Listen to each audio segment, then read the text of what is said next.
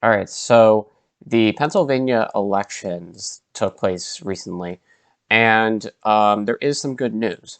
So there were several candidates who were elected that are actually good Democrats. They're not the Mansion Cinema sort of style Democrat where they're really just like a Republican. They're actually like solid. So this is very recently. And let me pull up here. This is from the Inner Stuff from Ryan Grimm. Uh, yeah, okay. So just read a little bit here, and then we'll get into it. Democratic voters deliver stinging rebuke to party expansions in my voting. Um, the Republican-backed Silver PAC on Tuesday fell short in its bid to intervene in the Democratic primary against Pennsylvania State Representative Summer Lee, a 34-year-old black woman and rising star in the party, who fended off a tsunami of outside money to best anti-unions attorney Steve Irwin. The spending from the GOP-backed super PAC linked to APAC, which we all know, of course, yeah. The super PAC, funded by pharmaceutical industry, blew more than $1 million in an effort to salvage the career of a former Blue Dog chair, Kurt Schrader, the Oregon Democrat who cast the deciding vote against drug price reform in the Energy and Commerce Committee and organized the Representative Josh Gottheimer from New Jersey to derail President Biden's Build Back Better agenda. His opponent lambasted him repeatedly as the Joe Manchin of the House because Oregon votes by mail and some ballots are blurred and unreliable in areas favorable to Schrader. Results may not be known until early next week, so that is still TBD. But despite a funding disparity of some 10-1, the incumbent is on the ropes. Okay. In Pennsylvania, Connor Lamb, despite having won the endorsement of nearly every Democratic high official and county organization in the state, was being pretty substantially, by the way, which we'll look at a map in a second. But he was beaten by Lieutenant Governor John Fetterman, in spite of the fact that Fetterman suffered a stroke on Friday and spending the election day undergoing surgery. Uh, this part I didn't know. Jesus. Oh wait, I think I did hear about that. Yeah. Okay. Lamb had the backing of the real Joe Manchin in West Virginia, which his opponents used against him to paint him as a Democrat who bucked the party's agenda in the Senate. Okay. And then if we look here, another super PAC in Oregon. Yeah, so then more corruption. Yeah.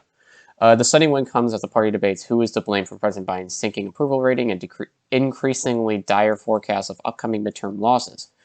Party establishment figures have pointed the finger at the left for making unreasonable demands couched in slogans like defund the police that turn off voters. The progressive wing has countered that Biden's popularity has sunk as centrist Democrats have slowly murdered his agenda while the left has fought to enact it.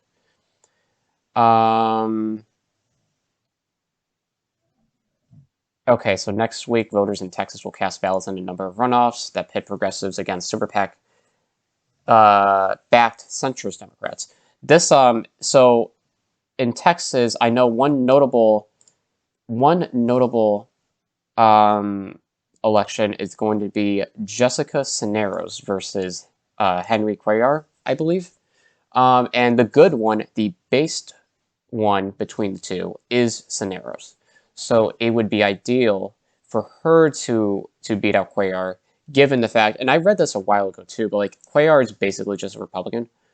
I mean, he votes in alignment with them on almost like over like 2/3 of the time, or just thereabouts. And he's also he gets a shit ton of money from the fossil fuel industry. It's just it's pretty bad. So if Cisneros could win that, that'd be pretty big, actually. Um, and yeah, anyway, moving forward here, um, they're just discussing here about the amount of money that they received for each candidate. And in spite of the fact that there was a spending imbalance, one of these candidates came within 9 points of Fauché, whatever. Smith was beaten by 2-1 margin.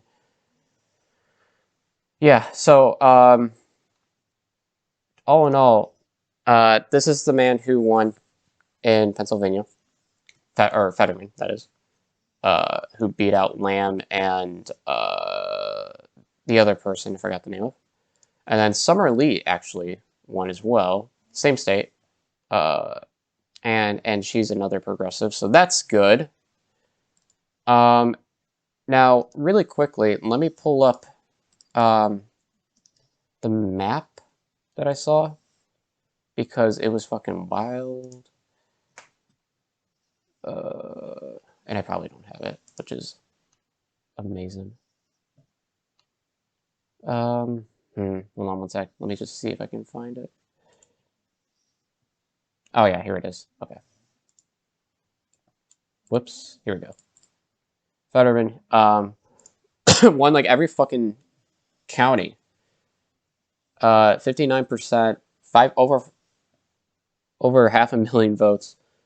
Well, this was when there was 80% purported, but like this is still significant. I mean, that's pretty crazy.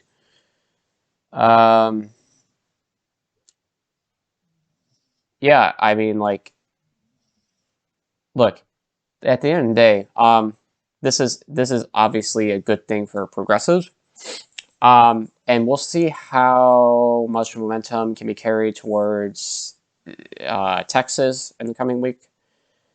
Hopefully, and I haven't really checked the polling necessarily for some of the elections um, in Texas specifically, but hopefully we see like a pretty strong trend towards the progressive candidate here.